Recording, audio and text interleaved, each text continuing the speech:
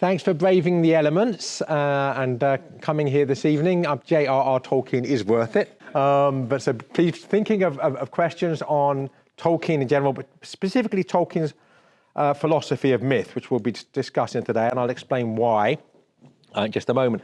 However, I do want to backtrack for about 2 minutes. There are two ways in which she remains present even after her death. Okay, well, I would say this is why I say she's so important. She's present in two ways. She's present in the sense of her memory, the memory of her. And insofar as people saw her as being holy, and believe that she's probably in heaven. Bearing in mind, by the way, that War made a great deal of the fact she had a very holy death. She had plenty of time to meet everybody, to have all the sacraments of the church, to make her peace with people that she thought that maybe she'd wronged in any way.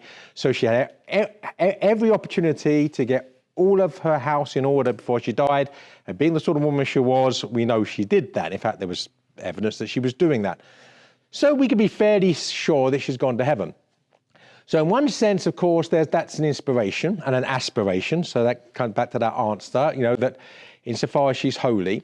But the one that we all forget, and as Catholics, shame on us, insofar as she is in heaven, she's probably playing a much more powerful role actively in the second half, in the fact that she's interceding directly in the presence of God for those characters within the novel. She has much more power in the second half of the novel when we can't see her than the first half of the novel when we could. And bearing in mind that War says that the theme of the novel is the workings of divine providence, in other words, the hand of grace, then obviously Lady Marshmain, in that sense, has much more power in terms of being a channel for God's grace in the second half of the novel than in the first. So we have to read the novel supernaturally. All right, I didn't think I did. I meant to finish with that, and I don't think I did. So that's been niggling me for 4 weeks. So I've now got that off my chest. So let's get on to Tolkien. And I'll tell you why. Understanding Tolkien, there's lots of reasons why understanding Tolkien's philosophy of myth is very important. But I'm going to set the scene as a way of showing. So Tolkien says that The Lord of the Rings is a fundamentally religious and Catholic work, unconsciously at first, consciously in the revision. So it's fundamentally religious and Catholic. But there's no mention of the Catholic Church, of Christ. And then Tolkien says in the preface to the second edition of The Lord of the Rings that I despise allegory in all its forms. So if you're an atheist who loves Tolkien, and then believe me, there are hundreds of thousands of them, thanks be to God, because they're all being led in the right direction, for them, this is a weapon. Well, he says he despises allegory in all its forms. There's no mention of Christianity. There's no allegorical dimension. Therefore, it's not Christian. Right? It's not Catholic. And my response to that in the first instance is, well, your argument is not with me, it's with Tolkien. Because it's Tolkien that says The Lord of the Rings is, of course, a fundamentally religious and Catholic work, not me. I mean, I say it as well, but I say it because he says it, right? I have no authority. He has the authority. So clearly, there's a bit of confusion here. Because does Tolkien despise allegory in all its forms? He certainly says so in the preface to the second edition. And yet the Lord of the Rings cannot be fundamentally religious and Catholic unless there's some sort of allegorical dimension of speaking beyond the literal level of the story. Because on the literal level of the story, there's no mention of Christ or the church or the sacraments or anything like that. We're going to the real depth about the real deep, rich Catholicism of the Lord of the Rings in the third and final class. Tolkien's day job was as a philologist, right, at Oxford University, a professor of philology, a lover of languages. So I think he knew what allegory was. Now, allegory, and I think he knows where the word comes from etymologically. He spoke many languages, and one of the languages which he spoke and understood very well was Greek, of course. And he would know that allegory comes from two Greek words, which I'm sure I'm going to mispronounce because I don't speak Greek, unlike Tolkien. But allos goros means a thing that speaks of another. So speak other speak. In other words, a thing that speaks of something beyond itself. right? That's where the word allegory comes from. Now, what are the most basic, fundamental, allegorical things that we come across in our daily lives? You come across them all the time, tens of thousands of times every day, millions of times every day, and you can't think of what they are. Figures of speech, we don't come across those millions of times a day, but they are allegories. No, the most commonly used allegories are words. Right? If you don't speak English and I mutter a monosyllabic grunt, dog, right? It means nothing. But if you can read the allegorical sign, in other words, that you speak English, and I use that grunt, that monosyllabic grunt, dog, each of you is now getting a figure in an image in your mind of a four-legged canine animal, right? So that's allegory. The monosyllabic grunt points to something beyond itself. Tolkien's a linguist, he's a philologist, he knows that. So when he says, I despise allegory in all its forms, he's using very bad definitions. Because of course he doesn't, because he's using dozens of allegories to say that, right? Every letter is an allegory.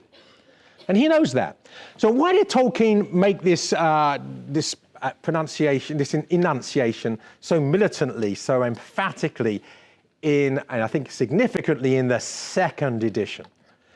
Because The Lord of the Rings came out just after World War II had finished, and many people were reading it as a sort of crude allegory where, the Shire was England, Isengard was the Nazi Germany, the White Hand, Sauron was communism, the Red Eye, and even people even suggested that the Eagles that came at the end was the US Air Force. Now, I think we can be sort of fairly much understand why Tolkien did not like the reductionism implied in reducing the theological and philosophical depth of the Lord of the Rings to this mere commentary upon a recent, admittedly very important, historical event. So he's trying to say, look, it's not an allegory in that sense. Don't make an allegory in that sense. Okay. So now I want to look now at Tolkien's essay on fairy stories. It was originally a lecture, the Andrew Lang lecture, and he expanded it into an essay called On Fairy Stories. It's in this book, which I thoroughly recommend. If you want to understand Tolkien's philosophy of myth, it has his essay on fairy stories, a wonderful poem, Mythopoeia, and a short story, which is also wonderful, called Leaf by Niggle. If we had more time, we'd talk about the poem and the short story as well, but I suspect we won't. But in the essay on fairy stories, so what he's doing is he's going to tell us about what are fairy stories and why are they important. He's really defending them. And I would argue here that we should, when he's talking about fairy stories specifically, but really all fictional stories this would apply to as well for the most part. So he says for fairy stories have three faces. There are three faces to fairy stories: the mystical, the magical, and the mirror. So the mystical, he says, points to the supernatural. The magical, and this is what might actually surprise us, and he explains it at greater length later, the magical points towards the natural, to nature.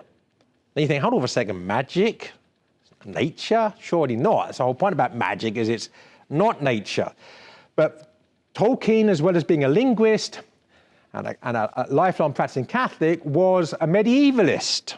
He understood the Middle Ages. And for Tolkien, magic is connected with the alchemists, the medieval alchemists, who were the progenitors of modern technologists, technicians, and scientists. What were the two things that medieval alchemists were obsessed with? They were obsessed with gold, but specifically something about gold. Turning base metals into gold. Okay, and turning base metals into gold was what were they searching for? The thing that would allow them to do that. Can you remember what the Philosopher's Stone? Okay, and what was so using science. So the word science, magic here, synonymous. These medieval alchemists, where we get words like chemist from, Also, we get the word magician from, all right? So Middle Ages, these terms were interchangeable. So one thing they were obsessed with was using scientific experiments, and they usually interwove scientific experiments with spells. So there's an element of the superstitious as well as the scientific in a physical sense. But they're looking for a way of turning base metal into gold. In other words, getting stinking rich very quickly and becoming the most powerful person in the world thereby. The first person to discover this will basically be the richest person in the world. That's worth spending time on. So they thought. What was the other one? Immortality. And what was the name given for that? The elixir of life. Well done. Okay. So the other thing they were looking for was the elixir of life, something which would defeat the power of death so that we could live forever. Now, there's a very important difference between immortality and eternal life. Eternal life is when we die and then, please God, if we avoid the other place, go to heaven and spend eternity in the presence of the divine, the presence of God. That's eternal life.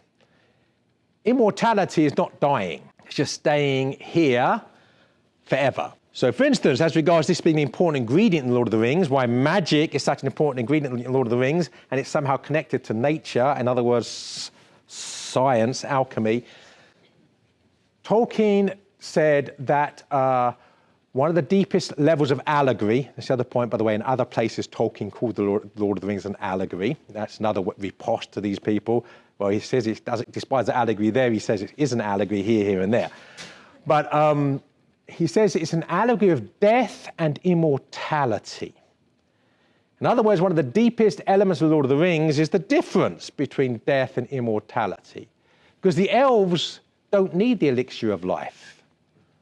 They're already immortal. They already have what the alchemists seek, immortality.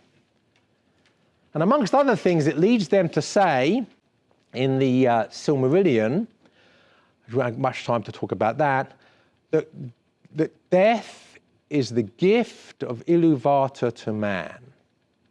Iluvatar is the All-Father, the Father of all. In other words, God. That death is God's gift to man. So if you happen to have immortality, which means that you are trapped for millennia in a fallen world where evil can never be defeated, where every time you defeat it, it grows back like a fungus because it's part of the very fabric of the fallenness.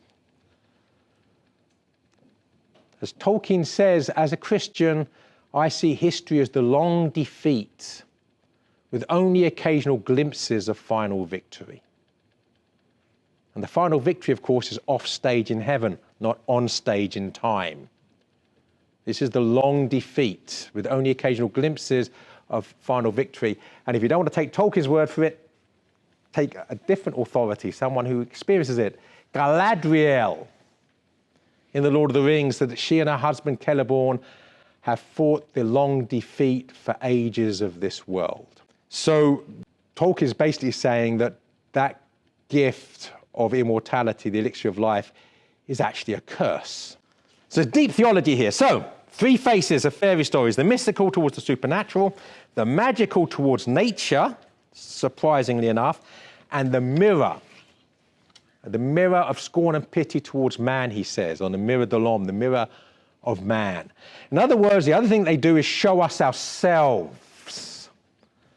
Now, of course, if you're reading a fairy story and it's showing you yourself, that's an allegorical connection because you are not literally in the story. But there are things happening in the story that can be applied to you and your life. That's why a key word for Tolkien is the word applicability. That which happens in the story is applicable to things beyond the story. Well, that applicability is an allegorical connection, something beyond the story that can be applied. All right, so the three faces of fairy story: the mystical towards the supernatural, the magical towards nature, and the mirror of man that shows us ourselves. Now, the other things about words.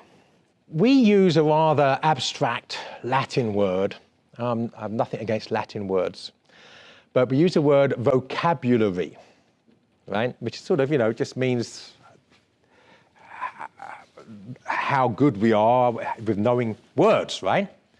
But the Anglo-Saxons, who had much more imagination than that merely giving an abstract label, talked about each individual having their own unique, personal word hoard. Each of us has our own bag of words that we carry around with us, in our soul, if you like, in our psyche, in our memory.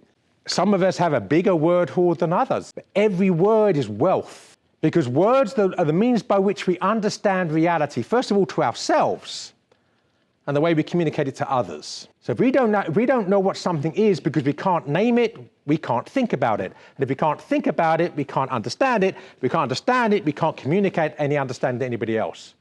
Without words, we can do nothing.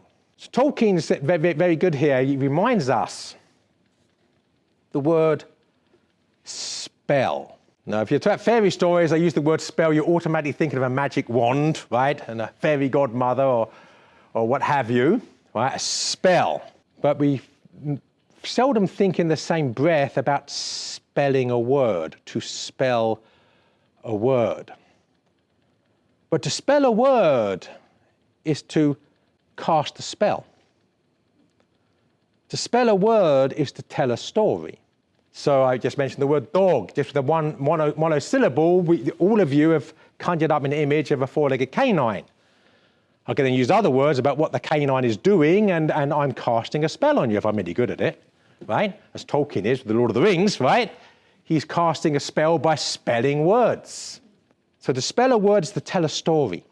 All right, the other thing that Tolkien says that we see in all the great myths, let's backtrack a bit. In Tolkien, the word myth never means lie. Myth means story, which is the Greek meaning of the word.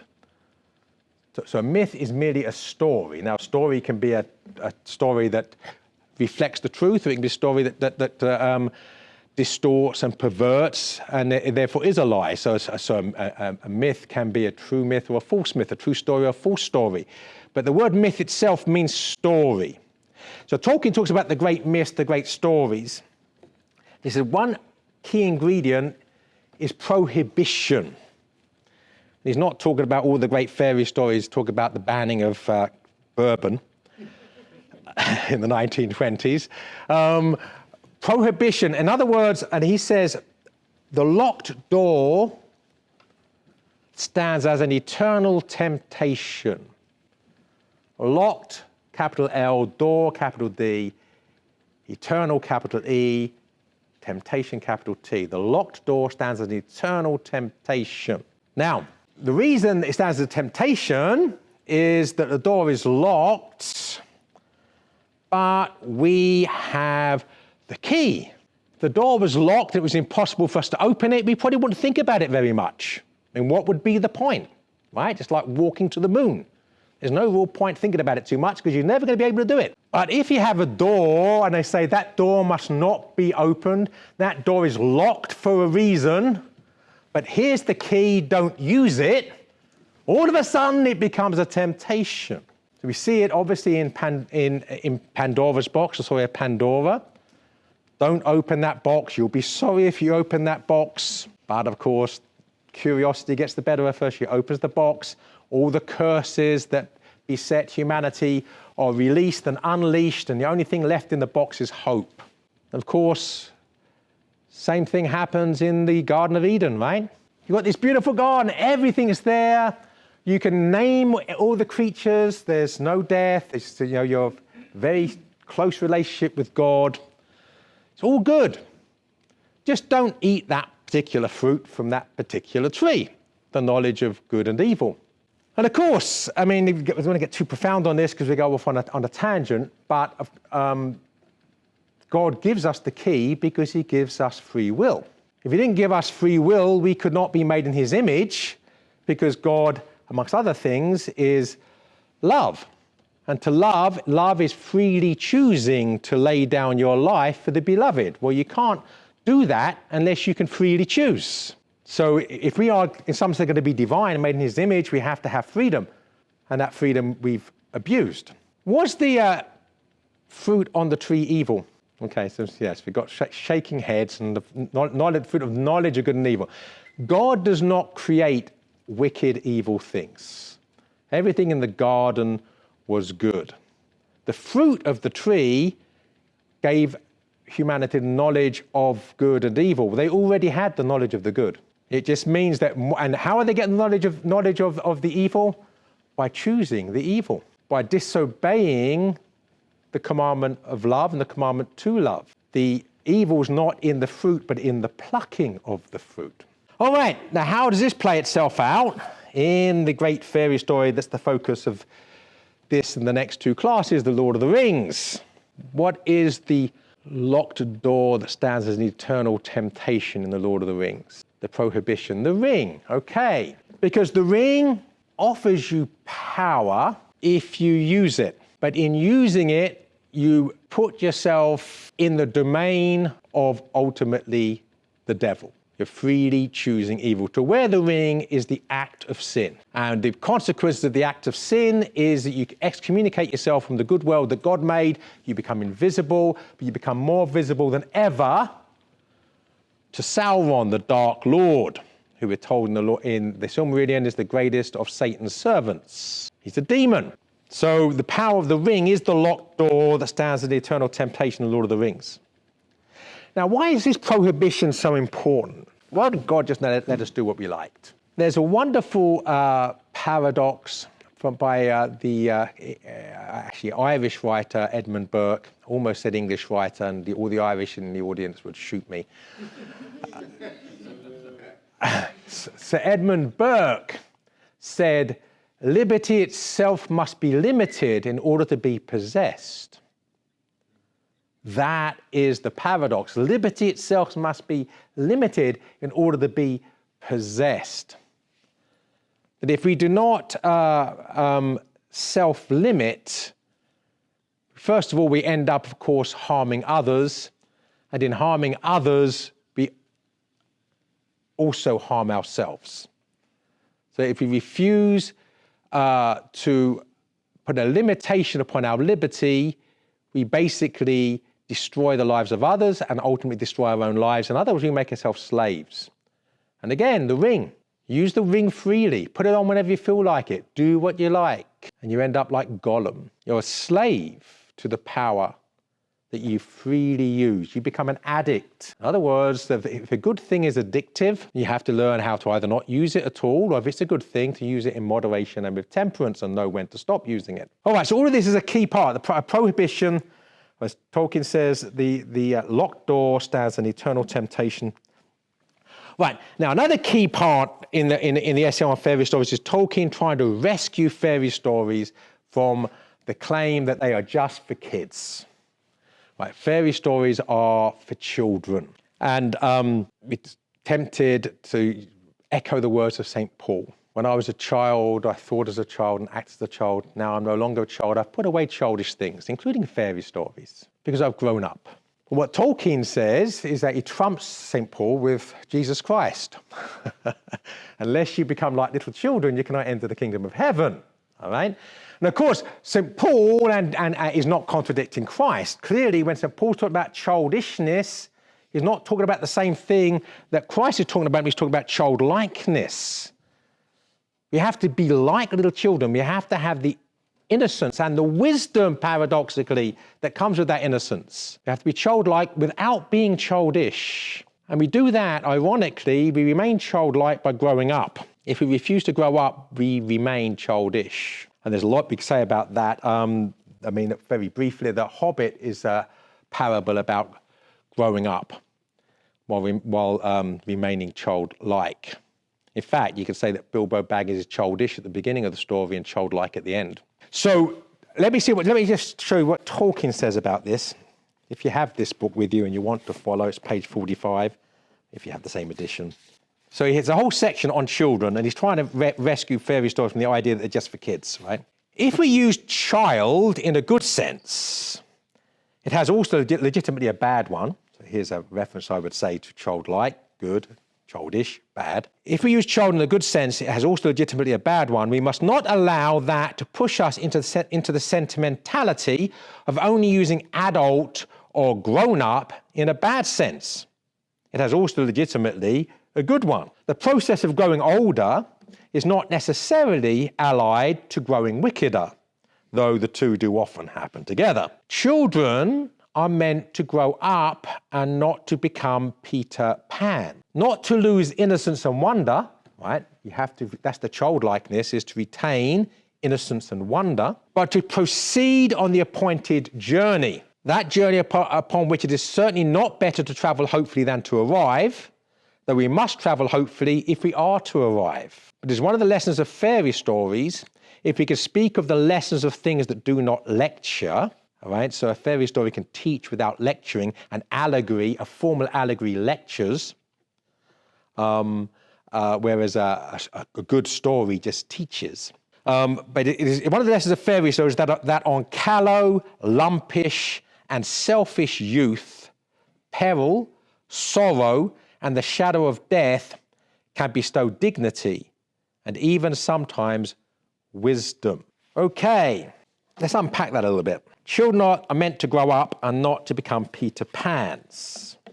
So Chesterton wrote about Peter Pan, of course, originally a play by J.R.R. Barrie, and then a fairy story, a prose narrative, and then a Walt Disney film. But Chesterton said that Peter Pan refuses to make the necessary decision. That the grown-up thing that Peter Pan needed to do was either to decide to remain forever young and to forsake his love for Wendy. That's the price he'd have to pay for having his immortal youth, shall we say, his undying youth. Or to forsake his immortality, to embrace aging and death so he could grow old with her till death do us part in the self-sacrifice of Christian marriage. That's the choice that he faces, and he basically J.R.R. Barrie fudges the issue, and Peter Pan can see Wendy once a year. Well, you imagine, right? Every once a year, Wendy's getting older. It'll be like a day for Peter Pan, right? Within 2 months, she's dead. No, it doesn't work. You have to make the choice. And there was a Catholic poet, Roy Campbell, said that we live in a world that's afraid to grow up, and that means we're all living in a Peter Panic. And the trouble with living in a Peter Panic, of course, is we live in a culture that has Peter Pandemonium. Right? That's the culture of death in which we find ourselves, because none of us are prepared to grow up and to make the necessary sacrifices that entails. All right. Let's unpack this again. Have I talked at all? Because I give so many talks and I write so much, I get so confused about what I've said to whom and when. I don't think I would have talked about this in the 3 classes on Brideshead. Did I talk about what I call the 5 metaphysical senses? Okay. Well, this is important here because this is what he's getting at. And also, have I talked about who we are as human beings? Did I talk about that? Okay. All right, very briefly. The modern label for human being, the scientific label is Homo sapiens, right? That's about 200 years old, so it's a very modern word. Homo sapiens, and it's a very stupid name for who we are, because Homo sapiens means wise man, right? If you know anything about the history of humanity, wisdom is not our defining characteristic. In every single generation, we make the same mistakes as every previous generation because we're always too stupid to learn the lessons of previous generations. Well, that's not wisdom, right? So Homo sapiens is not the right word for us. A more recent understanding of who we are is Homo economicus, right? We are only here to be tools of the economy, to be good producers and consumers of wealth, right? That's our only purpose, to be servants of the economy. It's all about money, wealth, power, and comfort. Again, none of that, first of all, neither of those definitions is true. But the older understandings, and this is what Tolkien is getting at here, anthropos, the Greek word for man, which means, according to Plato, he who looks up in wonder, So I sometimes say that the difference between humanity and the rest of animal life is that the animal grazes, but man gazes. We look up, we wonder. That great philosopher who first said, "Twinkle, twinkle, little star, how I wonder what you are." Right? So anthropos, he who looks up in wonder. And there are two other labels for what we are. And we're all three of these things, both Latin, the other two. Homo viator, man on a journey. That each of our lives is a journey and therefore a story. One of the reasons we learn so much from stories is because we're living in one. Homo viator, man on a journey, man on a quest. The purpose of life is the quest for heaven. There's no other purpose to life except the quest for heaven. And therefore, we're also on a pilgrimage. So man on a quest, man on a journey, a life pilgrimage, a life quest. Homo viator. The problem is we're also at the same time Homo superbus. The Latin word superbia, the Latin word for pride, the sin of pride. We're also proud man. The one who refuses the journey because we want to either not bother or to go a different way instead, to go our own way, to do our own thing, to not go on the appointed journey. And that battle between Homo viator and Homo superbus is a civil war that takes place, as Dostoevsky and Solzhenitsyn and others have said. The battle between good and evil takes place in each individual human heart. So the human story and each of our individual stories is that war between Homo viator, the pilgrim man we're called to be, and Homo superbus, the proud man we're tempted to be, at war with each other. And amidst all that, insofar as we are Homo viator, we look up, we gaze in wonder, we pray. Insofar as we're Homo superbus, we refuse to look up, we look inside, we become narcissistic. It's all about us, not about the other, and we Golemise ourselves. So, then the 5 metaphysical senses, that's the 3 types of a man. 5 metaphysical senses, I extract this from Thomas Aquinas, but you won't actually see it put this way. In St. Thomas. So if you look, you'll be looking for a long while to get Thomas putting it this way, but I extract this. So basically, the beginning of all perception is rooted in humility. Humility is the greatest of the virtues. And some of you are thinking, hold on for a minute, I know my Bible. And it isn't the greatest of the virtues. The greatest of the virtues is love, because St. Paul tells us. What's the first and worst of sins? Pride. God doesn't create anything evil, so the correct way of defining evil is as a privation, as St. Augustine tells us, an absence. So what's the correct definition for pride? The absence of humility, okay. Love, caritas, is only possible because caritas is to voluntarily, to freely choose to die to ourselves, to lay down our lives for the beloved. That's impossible if we do not have humility. So in other words, the two are not even ultimately separable, right? One is absolutely integral to the other. All right, now you've got, so humility. If you have humility, you will have gratitude. The fruit of humility is a sense of gratitude. Pride is ingratitude. Cynicism. If you have humility, you have a sense of gratitude. If you have a sense of gratitude, your eyes will be opened in wonder. And it's only when your eyes are opened in wonder that you'll be moved to contemplation. And it's only when you move to contemplation you will experience dilation, dilatatio, the opening of the mind and the soul into the fullness of reality. 5 metaphysical senses. They're not unlike the physical senses, which are all here at once. This is sequential. It's predicated on humility, gratitude, wonder, contemplation, dilation. All right. Now let's go back and revisit this paragraph of Tolkien's see where we're getting at here.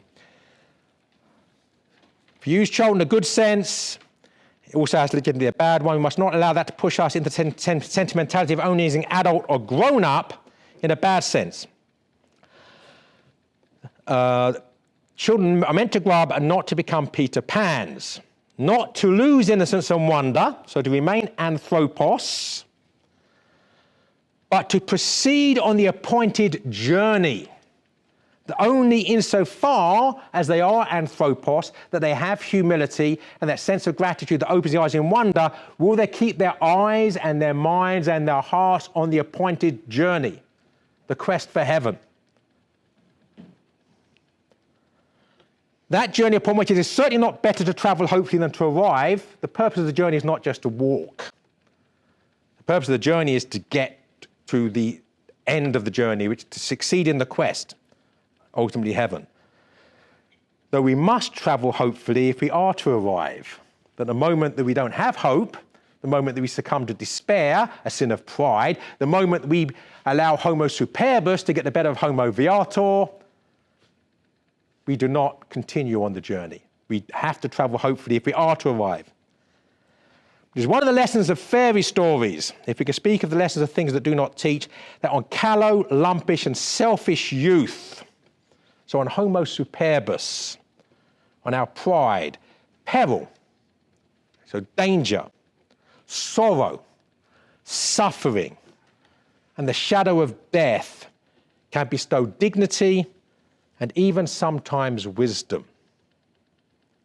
In other words, we need danger. We need inconvenience. Chesterton said that an adventure is an inconvenience rightly considered, which also they put that around the other way around, right? An inconvenience is an adventure wrongly considered, right? If the whole of our life is about trying to avoid inconvenience, we make no progress whatsoever in the spiritual life. We have to take up our cross, or to be a ring bearer. All right. Where are we here? How much more to get to? So the other thing, by the way, is if you really want to go deeper into this, there's a great deal of the influence of Chesterton on this essay on fairy stories, particularly Chesterton's book, The Everlasting Man, and Chesterton's book, Orthodoxy, especially the latter. And this particular part, it's exactly the same idea that, I won't quote it, that Tolkien says that fairy stories are ultimately not about possibility, but desirability. In other words, not the way things are, but the way they should be. Now, is that an escape from reality? Well, we are called to become like Jesus Christ. Are any of us ever going to succeed utterly and totally in that quest? It's desirable. It's not possible. But insofar as we go on that quest and we become more like Christ without becoming absolutely like Christ, we become more fully human because Christ is the fully human person. Insofar as we fail to become more like Christ, we become less human. He is the perfect human being. We're meant to strive after perfection, even if we know we can't achieve it. So what fairy stories do is to show us that which should be, irrespective of that which could be, to show us the desirable, even if it's not possible, to show us the perfect, to show us the ideal. His definition of fantasy on this, because again, we get the word fantasy, if you're fantasizing, right, you're not really in tune with reality. This is how he begins the section on fantasy in the essay. The human mind is capable of forming mental images of things not actually present. The faculty of conceiving the images is or was naturally called imagination. All right, so ultimately, all that fantasy is the ability which we have to bring into our presence something which is not physically there, to form a mental image of something not actually present. And this is the imagination, which is the imagination. Part of the imago Dei in us, the image of God in us, is that God creates, we subcreate. God is the great master musician, the great master artist, and insofar as we have those creative gifts to make music, to make beautiful images, paintings, to tell stories, we are showing the imago Dei through our imagination. So this fantasy is not something which is an escape from reality in this deeper sense. It's something which is partaking of the ultimate reality, which is the divine. Now, this is what he says about art versus magic here, right? So you've got imagination here, fantasy being art, as it should be. I don't have the time I wanted. Surprise, surprise. So art is the human process that produces secondary belief. Enchantment. Enchantment produces a secondary world. It allows us to make present that which is not actually there. We are enchanted by the word. Enchanted comes from the Latin cantare, to sing. Again, I had so many different things to not. I don't have time. But Boethius wrote a book called De Musica, where he talked about the fact that the whole of the cosmos is music. Musica instrumentalis is the lowest music you can actually hear. The harmony of the cosmos, the music of the spheres, the dance, the motion of the stars and the planets, that's all harmony. It's all music. And within us, the music humana, insofar as we're made in the image of God, we are also works of music, works of human music. Now, of course, discords entered that. But the image of God is still the beautiful music that we're made in. So this understanding of enchantment, Aslan sings Narnia into being. God brings Middle Earth into being and the cosmos into being as the great music, as the great composer. So against that, art, which leads to enchantment and reflects the music of the cosmos, magic produces, or pretends to produce, an alteration in the primary world. It's not an art, but a technique. Its desire is power in this world, domination of things and wills. This difference between art, that which we might call within the Lord of the Rings elvish, perhaps, and then the power of magic, the dark power. All right, and then the three other elements that he talks about after fantasy are recovery, escape, and consolation. I'm going to speak about those briefly to make sure we have time for questions. So he says four things. So obviously, fantasy, this ability to make things present not actually there, the use of the imagination, which is divine. Then recovery. He talks about a recovery of a clear view. That what fairy stories allow us to do is to see things with a clarity that's only possible with the wisdom of innocence. Or I might be tempted to say the clarity of charity. That only if we learn to love as God loves, will we actually recover a clear view of things. Insofar as we've allowed ourselves to be clouded by sin, we will be unable to see. Pride and prejudice go together. We won't see things as they are. We see things as we want them to be, or we think they are, or we've made them in our image. So to recover is to recover a childlike view. In other words, insofar as we've allowed ourselves to become cynical, proud, insofar as homo superbus is in the ascendant in our souls, fairy stories allow us to recover this sense of childlike wonder, this clear view of things. And then another is escape. And again, like fantasy, in the materialistic world, if something's escapist, it's a flight from reality. What Tolkien says, again, echoing something which Chesterton says in Orthodoxy, materialism, atheism, tells us there's nothing but three dimensions, nothing beyond, nothing spiritual, just 3 dimensions. And Tolkien says basically that's a prison. It imprisons the soul. It prevents us from being who we are, desiring what we're meant to desire.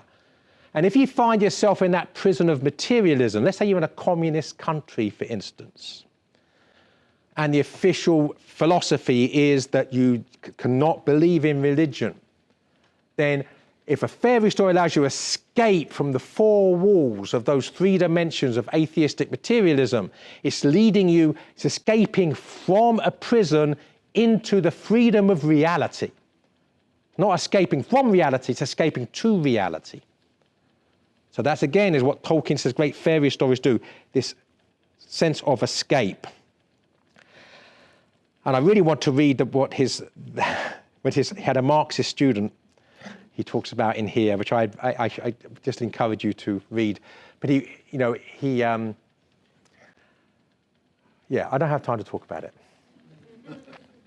But you can basically glean from what he says what I call Tolkien's hierarchy of creative value, with the creator at the top, creation, those things made directly by God underneath, and then subcreation, the glory of God, true art, enchantment, and then subcreation for the use of man, utility, technology, which is not a bad thing. We're all wearing clothes, we've got a roof over our heads, we've got lighting, right? But it's just a hierarchy of goods. Okay, but the final one, just so we can finish up here, is consolation. And consolation is the fact that we are living in a vale of tears. And whenever I say the Salve Regina, I always say vale and not valley, because that allows that poetic double entendre, veil, V-E-I-L, as well as V-A-L-E, right? Because we're living in a vale of tears in both senses, not just a valley of tears, but we can only see through a glass darkly. We see through eyes of suffering. We see through the crown of thorns, through the crucifixion. We don't see the true vision of heaven, except by way of the cross, right? So it's a vale of tears, land of sorrows. So what I think fairy stories do, they give us a sense of consolation. They console us in the midst of this vale of tears. And they console us with a sudden glimpse of, Tolkien says, evangelium, good news, gospel. They show us a deeper, richer, holier truth. And Tolkien even invents a word, eucatastrophe. So a catastrophe is a sudden, disastrous turn in a story. Everything's going well, and then there's a disaster strikes. That's why so a tragedy on the stage, one of the great Greek tragedies, for instance, might end in that way, Oedipus Rex, for instance. The catastrophic turn, the downturn, bad turn in the story. Well, eu means good in Greek. So eucatastrophic is a sudden joyous turn in the story, the opposite to catastrophe. And I don't have time to talk about this either, but I think that, anyway, eucatastrophe is a great word because it actually is, really a sudden joyous turn, the word should be eutrophy, right? Catastrophe is the bad turn, the downturn. Eutrophy would be the good turn, right? The consolation of the happy ending, as Tolkien says. But the eucatastrophe is the good that comes from the evil. So you have the catastrophe of the fall and the eucatastrophe of the redemption, which could not have happened without the fall. You have the catastrophe of the crucifixion and the eucatastrophe of the resurrection. So there's something really deep in this. So Tolkien ultimately invents this word eucatastrophe, the sudden joyous turn which offers a glimpse of reality. I'm going to finish with how he finishes on fairy stories. And then I'm going to read what he says about the Blessed Sacrament. Who has read what Tolkien says about the Blessed Sacrament? Only one person. We better have to read it in that case then. All right, so this is, I would venture to say that approaching the Christian story from this direction. So anyway, because Tolkien says that the Christian story is the same as all these other stories. It's a myth, but it's a true myth. It's the myth that really happened in history. In fact, that we tell stories with words, God tells stories with facts, with the facts of history. History is his story. I would venture to say that approaching the Christian story from this direction, it has long been my feeling, a joyous feeling, that God redeemed the corrupt making creatures, men, in a way fitting to this aspect as to others of their strange nature. The Gospels contain a fairy story or a story of a larger kind which embraces all the essence of fairy stories.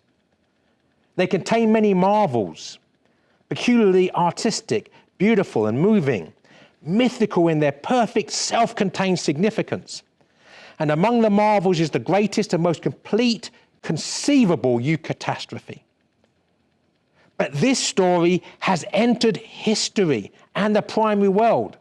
The desire and aspiration of subcreation, so all human art, all human storytelling, has been raised to the fulfillment of creation.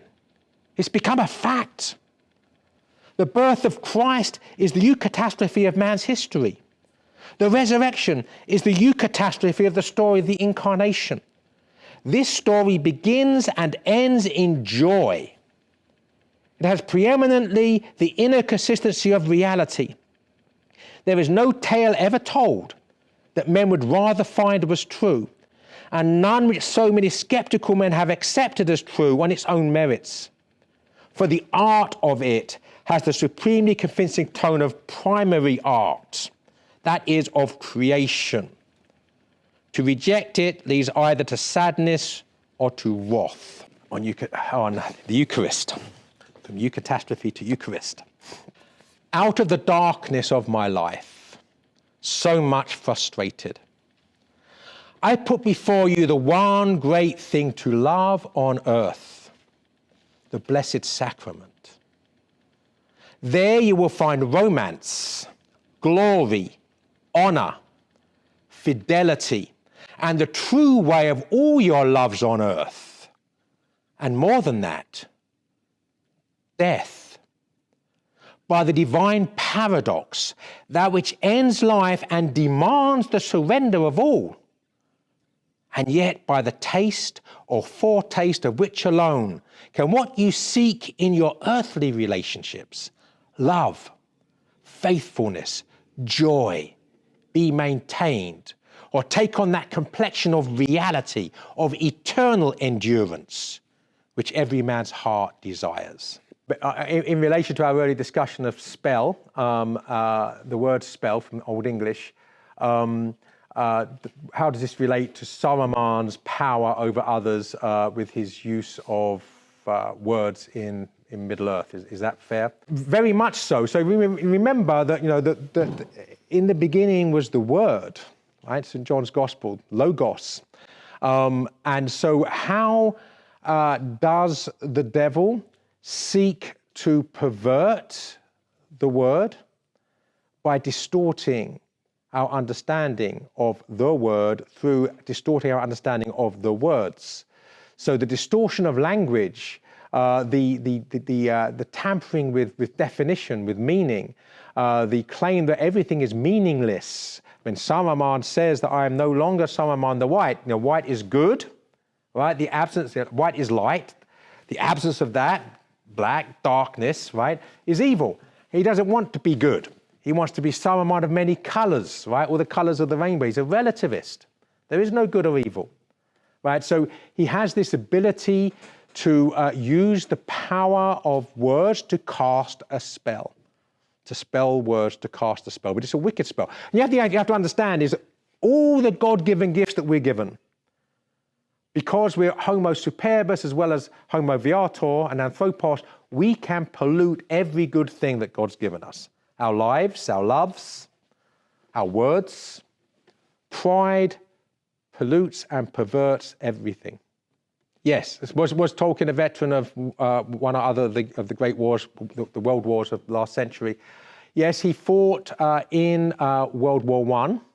This actually impacted him, as one would expect, greatly. He lost some of his best friends as basically 19, 20-year-olds in the trenches. He fought in probably the worst battle of World War I in terms of pure bloodiness and body count, the Battle of the Somme. He called it the animal horror of the Somme. And we can't even imagine what he would have witnessed at that battle. And I think we see something of that in the Dead Marshes, in the Lord of the Rings, with corpses underwater, with the eyes wide open, etc. A reflection of that. I have to be careful. Sorry, how does grace play a part in the journey in the Lord of the Rings? I don't want to say too much about the Lord of the Rings because that's a spoiler for the third class. But clearly, if Tolkien says the Lord of the Rings is, of course, a fundamentally religious and Catholic work, grace abounds, both in The Hobbit, which we'll discuss next week, and the Lord of the Rings. So it's a bit like Brideshead Revisited, right? If you don't read it supernaturally, you're not reading it at all. Yeah, when he loved what he called. Sorry, what did Tolkien feel about Grimm's fairy stories? He talked a lot. He loved what he called the cauldron of tales. So, in other words, that this art of storytelling, mythopoeia, the Greek word for making stories, telling stories, is a huge part of what we are. So, over the years, going back as far as we know, in fact, further than we know, we've told stories to each other. So for Tolkien, it's a bit like, with RosaryCollege, we're into the great books, right? The great conversation that's enriched and informed humanity for 3,000 years. Well, the great stories have done the same thing. So Tolkien was a great aficionado of the classic fairy stories. So, of course, Grimm is very grim. And I don't necessarily think that he would have been completely enamored of what we might see as some of the grimness of it, the underlying philosophy, perhaps. But on the other hand, he did not like, sweetening the pill. Because we are living in a vale of tears. We are living in a land of exile. Right? Wickedness is real, right? To sort of dress... well, I'm not going to go into it now, but he didn't like Midsummer Night's Dream because he thought that Shakespeare was being flippant and trivial with elves and fairies that he should not be flippant and trivial with. So he was not in favour of sweet. He did not like Disney. So he didn't want to sweeten the pill. But on the other hand, he would not embrace cynicism if that was the overarching spirit of a particular fairy story. Thank you.